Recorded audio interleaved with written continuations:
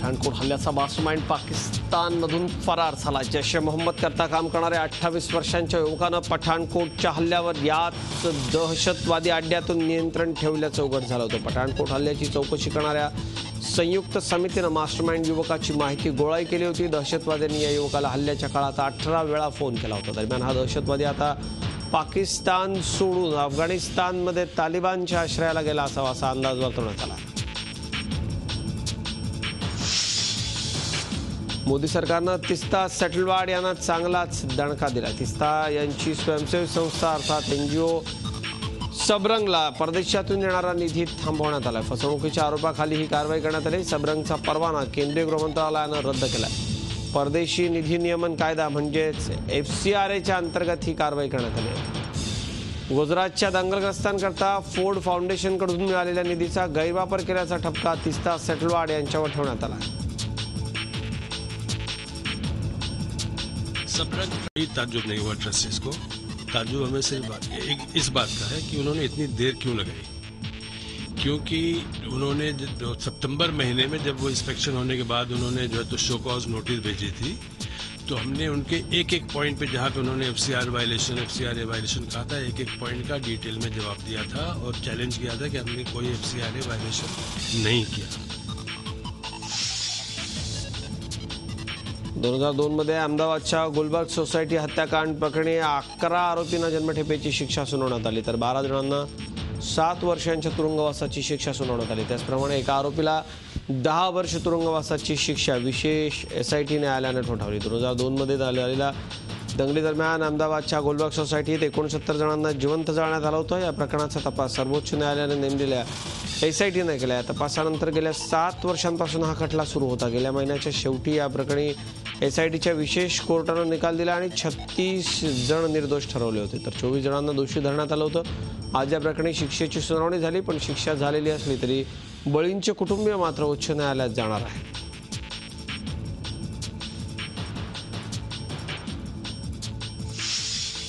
आणि आता पाहूयात काही आंतरराष्ट्रीय बातम्या। उत्तर इंग्लंडमध्ये एका महिला खासदाराच्या हत्येने एकच खळबळ उडाली आहे। ब्रिटननं युरोपियन युनियनमध्ये राहावं याकरता प्रचार करणाऱ्या 41 वर्षांच्या जो कॉक्स पश्चिम यॉर्कशायरमध्ये एक चौक सभा घेत होता। त्यावेळेस एका 52 वर्षीय हिस्पानं कॉक्स यांच्यावर 3 गोळ्या झाडल्या। त्यानंतर हायसम कॉक्स यांच्या जवळ गेला आणि त्यानं चाकूनं भोसकून कॉक्स यांना गंभीर जखमी केला। कॉक्स यांच्यावरती उपचार सुरू असताना त्यांनी प्राण सोडले। प्रत्यक्षदर्शींच्या माहितीनुसार टॉमी मेयर असे या इसमाचं नाव असून तो ब्रिटन फर्स्ट अशा घोषणा देत होता।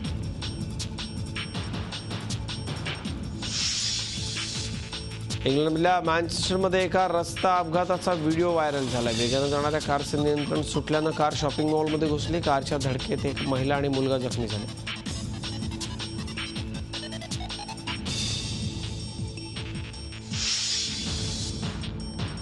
अमेरिकेतल्या ऑर्लॅंडोमध्ये गोळीबार करणारा ओमर मतीनचा कुठल्याही दहशतवादी संघटनेशी संबंध आढळून आला नाही। अमेरिकेच्या गोपनीय एजन्सी CIAच्या डायरेक्टर जॉन ब्रेनन यांनी सिनेट इंटेलिजन्स कमिटी समोर हे स्पष्ट केलं। मात्र ओमर मतीननं स्वतःला ISIS संघटनेशी संबंधित असल्याचं सांगितलं होतं आणि ISISने या हल्ल्याची जबाबदारी घेतली। ऑर्लॅंडोमधल्या या हल्ल्यात 49 लोक मारले गेले होते।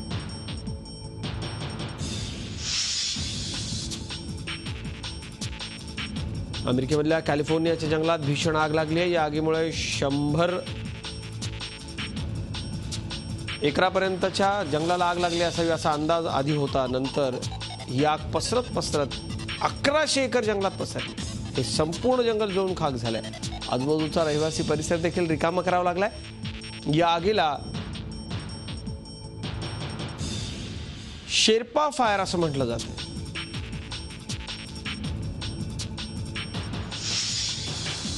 इंडोनेशियाच्या बाली समुद्रात आलेल्या तुफान लाटांनी 2 विदेशी नागरिकांचा मृत्यू झाला आहे। दोघेही सिंगापूर आणि हाँगकाँग इथे राहणारे होते। बाली समुद्रात आंघोळ करण्याकरता ते गेलेले असताना अचानक आलेल्या तुफान लाटांनी दोघेही समुद्रात वाहून गेले।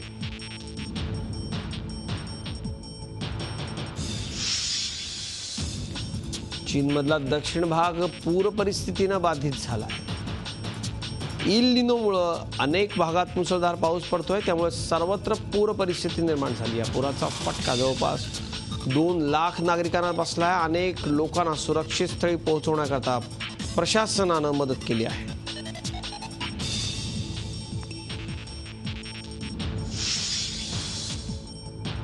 क्रोएशियातल्या सत्ताधारी पक्षानं आपल्याच पक्षाच्या पंतप्रधानांना अविश्वास प्रस्तावातून पदावरून दूर केलं. पंतप्रधान तोहामेर आरेस्कोविक आणि पक्षाच्या दुसऱ्या नेत्यांमध्ये मतभेद झाल्यानंतर हा प्रस्ताव ठेवण्यात आला.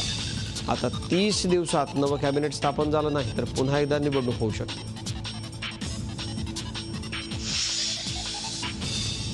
अमेरिकेच्या न्यूयॉर्कमध्ये वेडिंग ड्रेस बनवण्याची एक अनोखी स्पर्धा आयोजित करण्यात आली होती, ज्यात टॉयलेट पेपरपासून वेडिंगसाठी ड्रेस बनवायचा होता. या स्पर्धेत वॅन ट्रेन हा विजेता ठरला. त्याला $10,000 आणि अमेरिकेत कोणत्याही ठिकाणी फुकट प्रवास असं बक्षीस देण्यात आलं.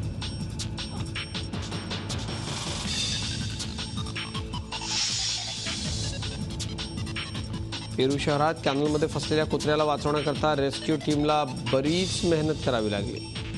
पाण्याचा प्रवाह जोरात असल्यानं खुद्द एका अधिकाऱ्याला कॅनलमध्ये उतरून या कुत्र्याचे प्राण वाचवावे लागले.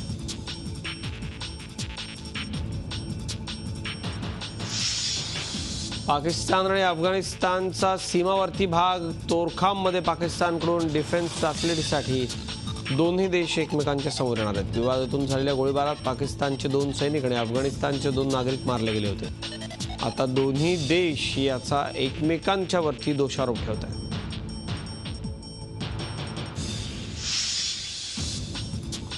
राष्ट्रपती बराक ओबामा यांनी ऑर्लॅंडो शूट आउटमध्ये मारल्या गेलेल्या लोकांच्या कुटुंबियांची गुरुवारी भेट घेतली. 12 जूनला झालेल्या गोळीबारात 49 लोक मृत्युमुखी पडले तर 53 लोक जखमी झाले होते. यातल्या 6 जणांची प्रकृती अद्यापही गंभीर आहे.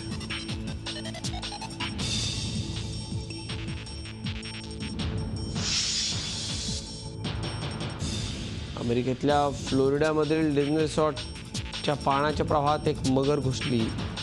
एवढ्यावरच न थांबता त्या मगरीनं एका 2 वर्षांच्या निष्पाप मुलाचा बळी घेतला. सगळ्या प्रकारानंतर संपूर्ण डिझनी रिसॉर्टमध्ये खळबळ माजली. फ्लोरिडातल्या अन्न नद्या आणि तलावात मगरी नेहमीच आढळतात. डिझनीलँडमधला तलाव मात्र मानवनिर्मित आहे. यात मगर आलीच कशी हा प्रश्न अनुत्तरित आहे.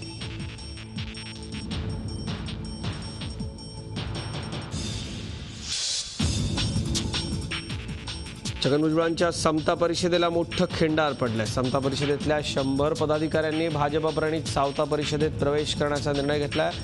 भाजपचे आमदार अतुल सावे यांच्या पुढाकारानं औरंगाबादमध्ये झालेल्या सावता परिषदेच्या मेळाव्यात समता परिषदेच्या एकूण 100 जणांनी सावता परिषदेची कास धरली. छगनराव मेत्रे, सुहास शिरसाट, बाळासाहेब माळी, संदीप नाईक, तारका विवटेकर, संतोष खडेभरड, नामदेव राऊत, लक्ष्मण ढवळे, शरद पाटील आणि मयूर वैद्य या प्रमुख कार्यकर्त्यांचा त्यात समावेश आहे.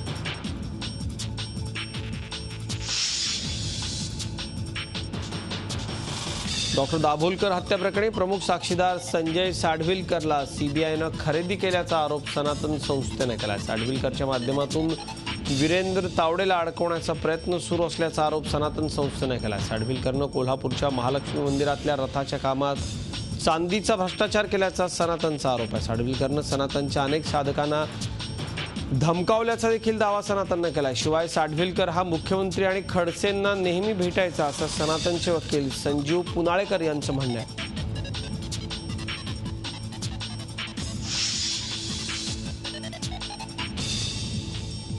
येत्या रविवारी शिवसेनेच्या सुवर्ण महोत्सवानिमित्त आयोजित विशेष जाहीर सभेपासून भाजपला दूर ठेवण्यात येणार आहे. गोरेगावमध्ये आयोजित करण्यात आलेल्या सभेला भाजप नेत्यांना निमंत्रण देण्यात आलेलं नाही. मुंबई महानगरपालिका निवडणुकीच्या पार्श्वभूमीवर उद्धव ठाकरे आणि आदित्य ठाकरेच प्रकाश झोतात राहावेत याकरता हा निर्णय घेण्यात आल्याचं सूत्रांचं म्हणणं आहे. वर्धापन दिनाच्या निमित्तानं गोरेगावच्या NSG ग्राउंडमध्ये मोठा सोहळा आयोजित करण्यात आला. या सोहळ्याच्या निमित्तानं शिवसेना मोठं शक्ती प्रदर्शन करणार आहे. बीड जिल्हा बँकेच्या वतीनं आयोजित पीक विमा वाटप कार्यक्रमात राज्याच्या ग्रामविकास मंत्री पंकजा मुंडेंनी थेट मुख्यमंत्र्यांवरच निशाणा साधलाय.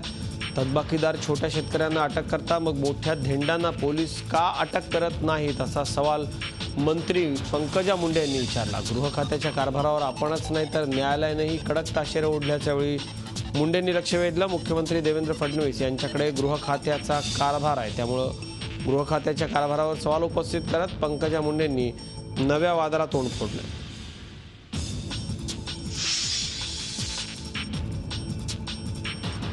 सध्या देशामध्ये महागाईनं पुन्हा एकदा डोकं वर काढलंय. पाऊस लांबल्यानं बाजारात भाज्यांची आवक घटली. त्याचा सर्वाधिक फटका टोमॅटोला बसलाय. सध्या देशभरात टोमॅटोचे भाव 100 रुपये किलोच्या घरात आहेत. टोमॅटोचे भाव कमी की त्यापाठोपाठ बटाटाही महाग झाला. काही ठिकाणी पाऊस नसल्यानं तर काही ठिकाणी अतिरिक्त पावसामुळं बटाट्याच्या पिकावरती परिणाम झाला आहे. त्यामुळं बटाटा सामान्यांच्या ताटातून गायब होण्याची शक्यता आहे. तिकडे 2 महिन्यात तूर डाळीचे भाव पुन्हा एकदा 180 रुपयांवर जाऊन पोहोचले. मागणी आणि पुरवठ्याच्या गुणोत्तरात व्यस्तता असल्यानं हे भाव गगनाला भिडले.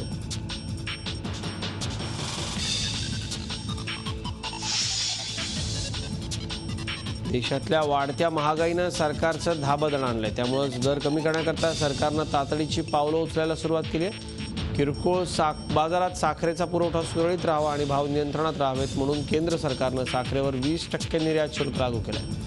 त्याचप्रमाणे डाळींचे भाव पुन्हा एकदा वाढल्यानं नियंत्रणात आणावे त्याकरता केंद्रानं 6 लाख टन डाळी आयात करण्याचा निर्णय घेतला. शिवाय सध्या उपलब्ध असणारा 1,70,000 टन डाळींचा साठा राज्यांकरता खुला करण्यात आला.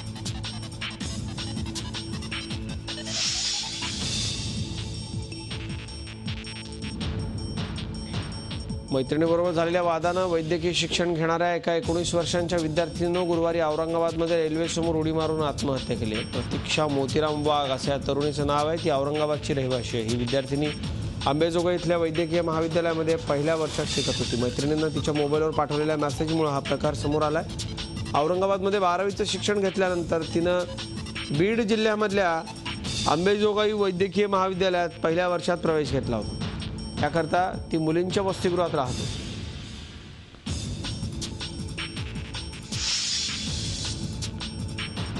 औरंगाबादमध्ये वनमंत्री सुधीर मुनगंटीवार यांच्या नेतृत्वाखाली वृक्षदिंडी काढण्यात आली. जवळपास 100 शाळांच्या हजारावर मुलांनी या वृक्षदिंडीत सहभाग घेतला. तसंच परिसर हिरवागार करण्याचा निश्चय केला. वृक्ष लागवडीत महाराष्ट्राला प्रथम क्रमांकावर आणण्याचा देखील मानस यावेळी मुनगंटीवारांनी व्यक्त केला. येत्या पावसाळ्यात राज्यभर वृक्ष लागवडीचे कार्यक्रम मोठ्या प्रमाणावर हाती घेतले जाईल असं मुनगंटीवारांनी सांगितलं.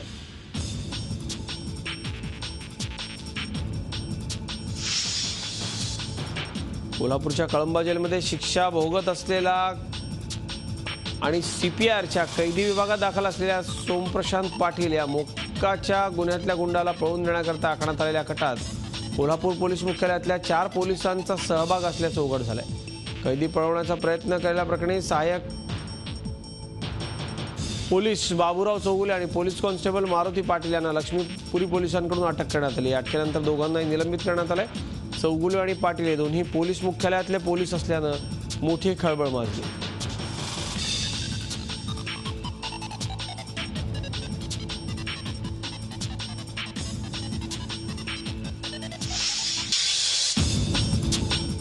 लोणावळा रेल्वे स्टेशनवर चालती ट्रेन पकडण्याच्या प्रयत्नात पाय घसरून ट्रेनच्या खाली जात असलेल्या व्यक्तीला रेल्वे स्टेशनवर तैनात असलेल्या RPFच्या समित पाल आणि JRPच्या सचिन भोई या 2 पोलिसांनी वाचवलं. बुधवारी 3च्या सुमाराला लोणावळा रेल्वे स्टेशनवर ही घटना घडली. मुंबईहून आलेली नागरकोइल एक्सप्रेस लोणावळा स्टेशनवर थांबली. 2 मिनिटांच्या थांब्यानंतर ही ट्रेन सुटली. दरम्यान स्टेशनवर आलेल्या एका व्यक्तीनं ही चालू ट्रेन पळत जाऊन पकडण्याचा प्रयत्न केला. गडबडीत ट्रेनचा दरवाजा पकडला. त्याचवेळी प्लॅटफॉर्मवर त्याचा पाय सटकला. अपघाताचा हा सगळा थरार CCTVत कैद झाला.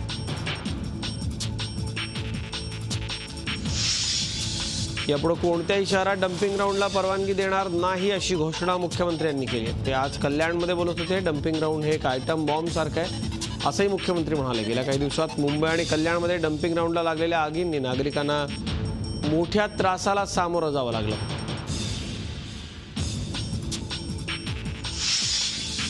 सध्या देशभरातल्या सागरी सुरक्षेची झोप उडवण्यास कारणीभूत ठरलं एक यंत्र. एका बोटीला लावलेलं हे यंत्र ही बोट जयगडच्या समुद्रात बुडाल्यानंतर समुद्रात गहाळ झालंय.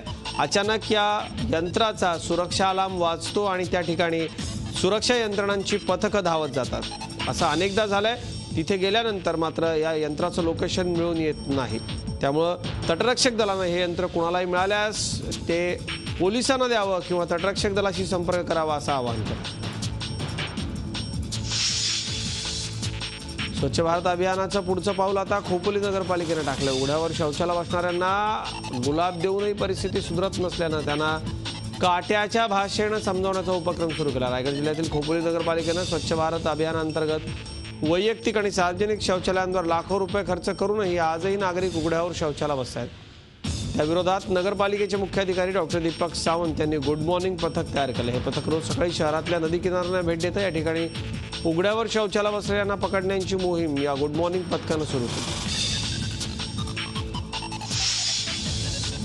साहित्य अकादमीतर्फे 2016चा बाल साहित्य पुरस्कार लेखिका मनस्विनी लता रवींद्र यांना जाहीर झाला आहे. मनस्विनी लता रवींद्र यांना ब्लॉकच्या आरशापलाट नावाच्या लघुकथा संग्रहासाठी हा पुरस्कार जाहीर झाला. झी 24 तास रहा एक पाऊल पुढे.